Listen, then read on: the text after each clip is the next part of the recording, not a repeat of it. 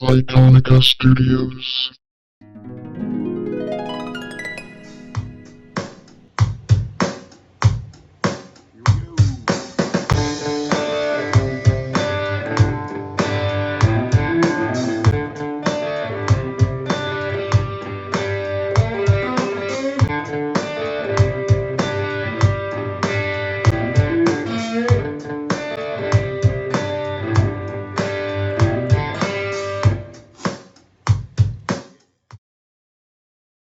Hey, welcome to the Iconica Sight and Sound Studio. This is Mark Johnson.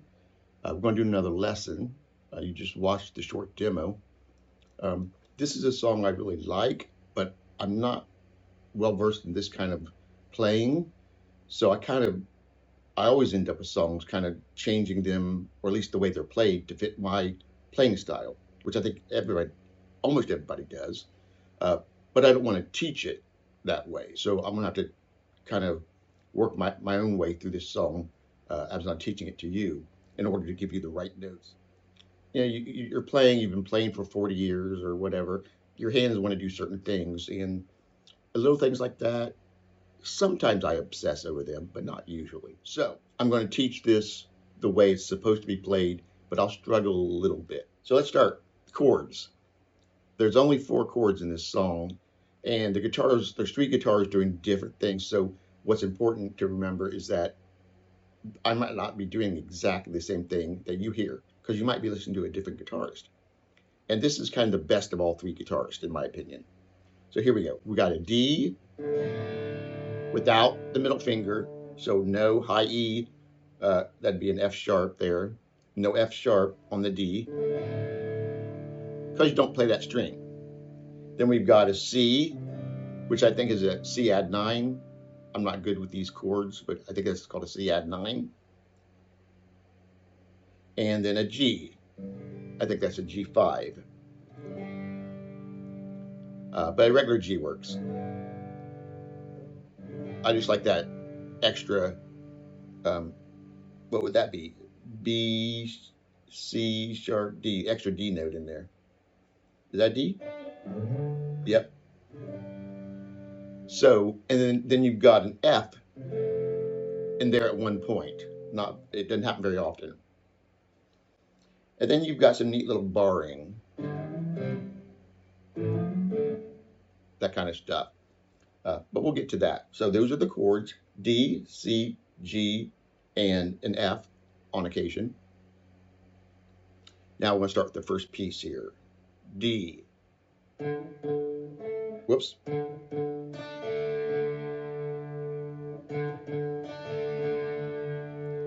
That's the first picking. I'm on the D, go to the B, then the G. Then back to the D. Directly from that to the C. But this time you pluck or pick the C note on the A string, or the 3rd fret of the A string, instead of the D. First time through, first time on the D, you hit the D string. Then you go to the C note on the A string. So you've got, let's run it slow.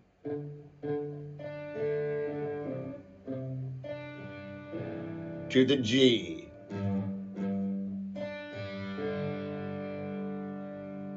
And on that G, I'm hitting 3rd fret on the G, or the E string, which is a G. So slow.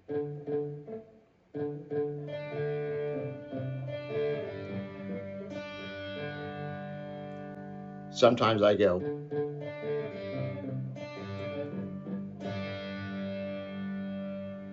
So you don't always have to do the, or the, sometimes you can just hit a strum.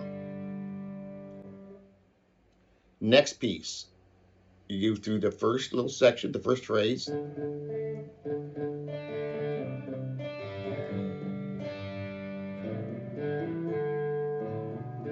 There's that run. And again, I'll show you what the correct run is.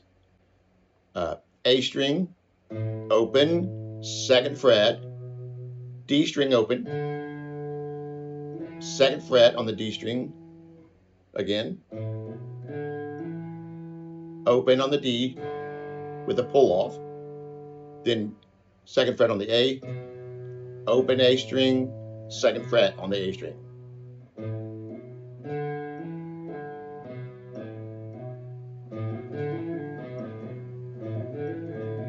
See, I'm just not used to that certain pattern.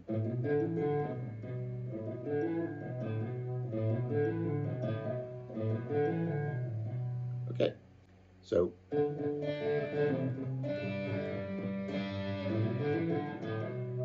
right, then you go back to the exact same thing on the D, C, and then you go to the G, and you're going to add a little fun thing. 2nd fret G, you're going to go, there's a 2nd fret, 4th fret, and 5th fret. The way you're going to play it is you're going to pluck the 2nd fret, the G string on the 2nd fret, pull off. And I go right back to it. Look at my right hand. Right after that 2nd pick. So pick, pull off, pick, 4th fret, pull off, pick, 5th fret. Wait. 2nd fret, pick, pull off, pick. 3rd one you just bend.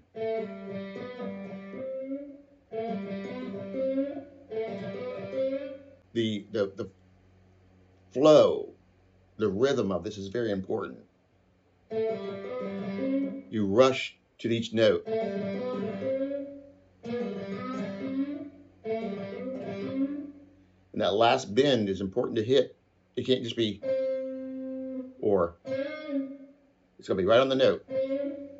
But the bend sounds cool. Okay, so slowly from there.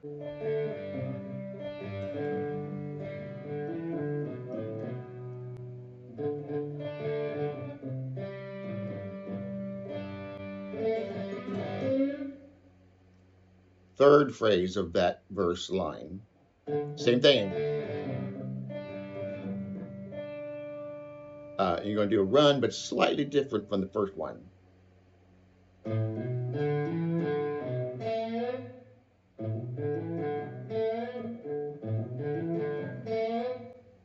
Now, there's different ways you can do this, like I said, but that's what I do. And that's pretty close to what I'm hearing. Open A, 2nd fret, open D, 2nd fret, open D, 2nd fret A, and then you go to the G string, 2nd fret, and bend.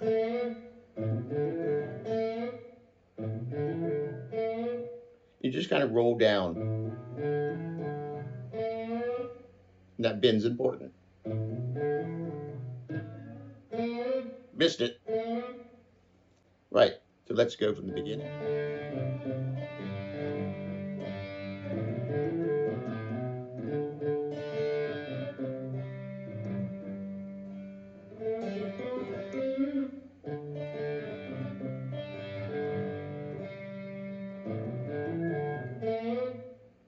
And the last one, same thing. Whoops, I do that every time.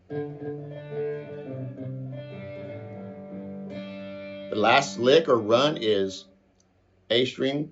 Let me just show it. What noise?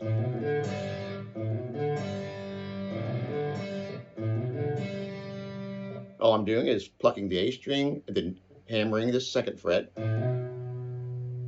plucking the D string and the G string. And I'm accenting the D string or the G string. And to be honest with you, I'm kind of hitting the G with a little bit of the B.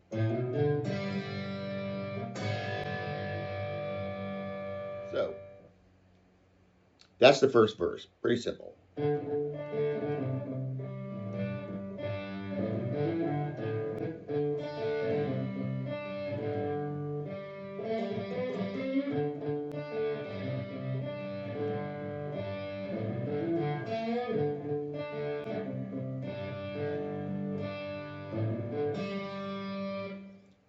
Roughly played, but that's how it works. Okay, you go into the singing part. The singing part is the same, but with less runs. So you got D, G, run. Next part of it is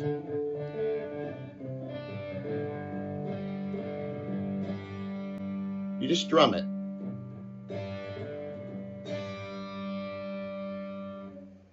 Okay, so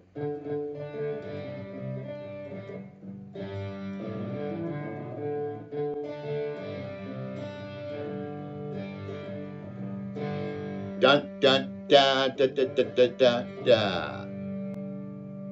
da da da da da da da da da da da down down down down up down up down down.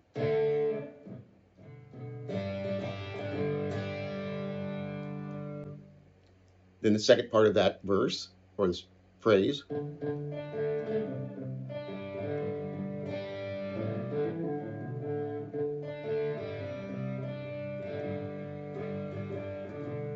Same thing, right? Then you go into the chording. Kind of neat. If you were to do a bar chord right here on your A string of a D, which is where we're at, that's the D. So here's the D. You have these three notes, and we're going to use those, but with our first finger and the A string, and we're going to play a run on the 7, 8, and 9. So you're going to play 7, 8, 9, then hit that D chord, then throw your finger back down on the 9th fret of the A.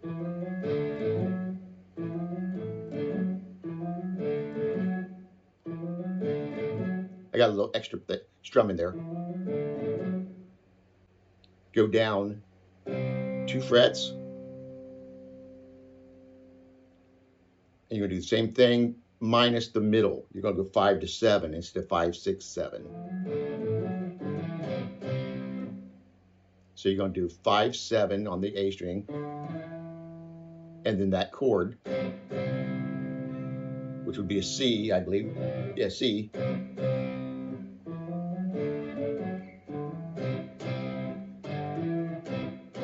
Hammer on from the 5 to the 7 on the A string, and then the chord. 5, 6, 7 on the E string, and then the A string and the D string on the 5th fret, and then a G chord barred.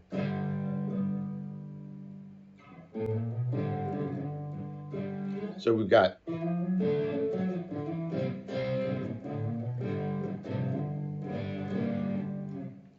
messed up that G chord.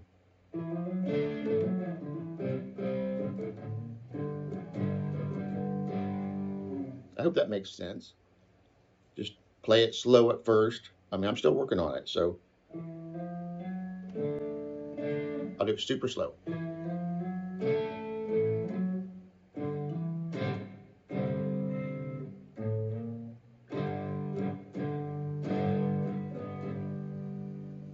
Okay, and then we go out of that into another verse. At this point, the verse has some different runs, but because the differences are so slight, so instead of going, you could go whatever. Just make it your own. Now, if you're doing some type of harmony or playing in unison with someone, you need to know exactly what you're doing. But if you got 3 guys and you're all doing something different, pick what you like, stick with it. If you're just the only guitar, do what you like, make it your own. That's my opinion.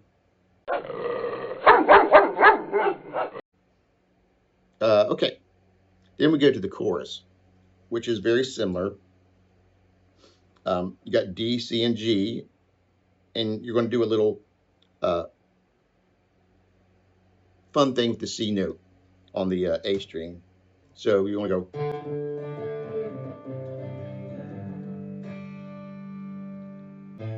A string, second open, second fret, D string open, second fret, open, and then grab the third fret of the A and bend it.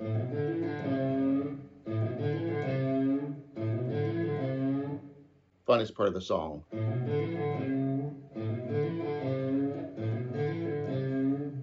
Okay, so again, slowly.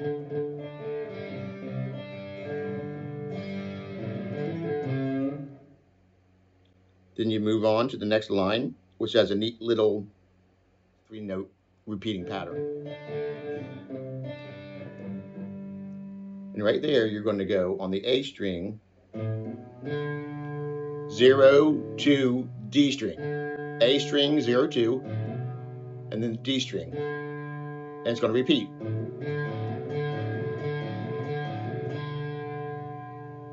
And get the feel of that. Da, da, da, da, da, da, da, da, da, da, da.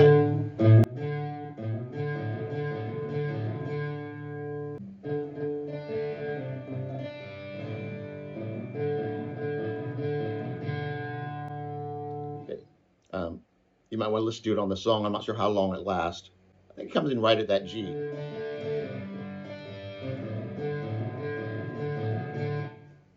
Okay. Next. This is, I think, the favorite part for many people. D, C, G. Yeah, you just go.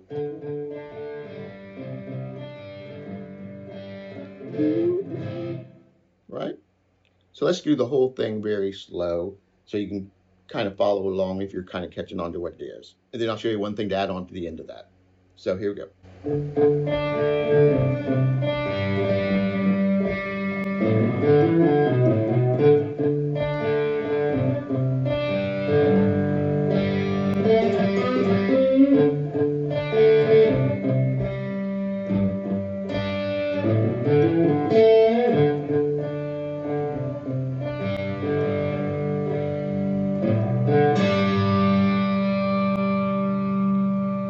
Then into the singing.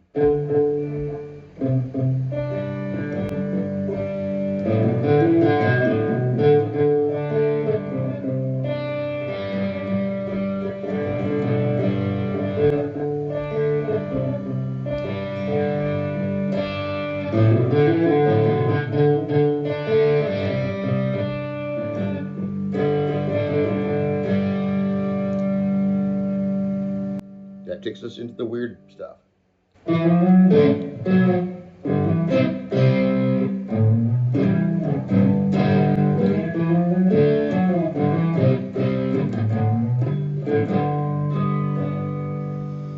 Okay, back into the verse.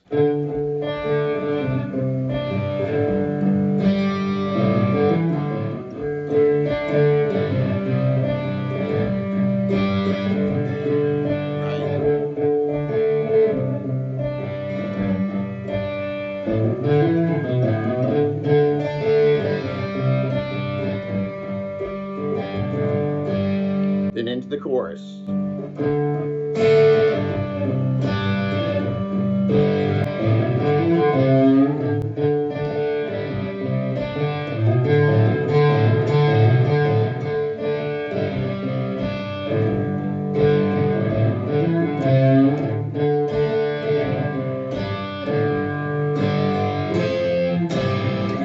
Now, there's another part that you could play alongside someone else or in place of what the chorus is.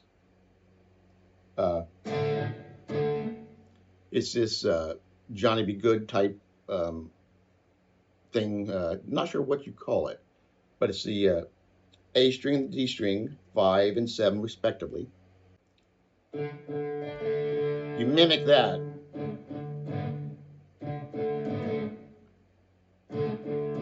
Now I'm just adding the 9th fret on the D string.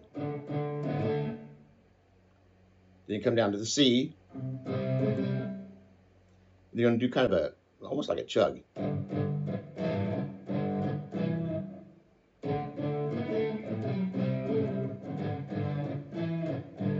think that's right.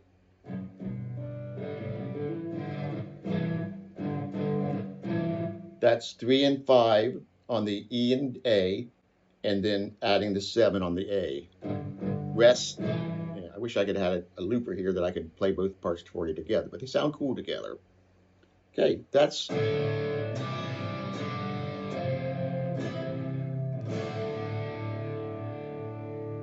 Sweet Home Alabama for you, with a little embellishment on my part.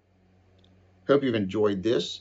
Hope it wasn't too confusing with my straining to get through it. Like I said, it's new to me, and I know how to play it, but slowing it down is weird, and it's just not into my muscle memory yet, which, as you know, is something that really helps once you get that information into your muscles. And I've got muscles. Look at that. That's noodle-sized muscle. I got to do that again. Oh, it flexed or something happened. Something neat happened. Anyways, once you get that information into your muscle memory, it becomes natural, and it's not natural for me yet. But I thought I'd still share what I know of it, so I hope it's helpful. Okay, Mark Johnson for Iconica Sight and Sound Studio. At the end of this, check out my friend Jack Lolis in a band we were in called Dream. Check him out screaming at the end of Cat Scratch Fever. It's an epic scream.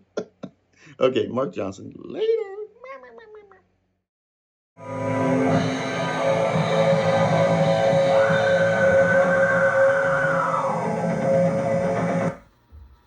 After a while, bathroom tile.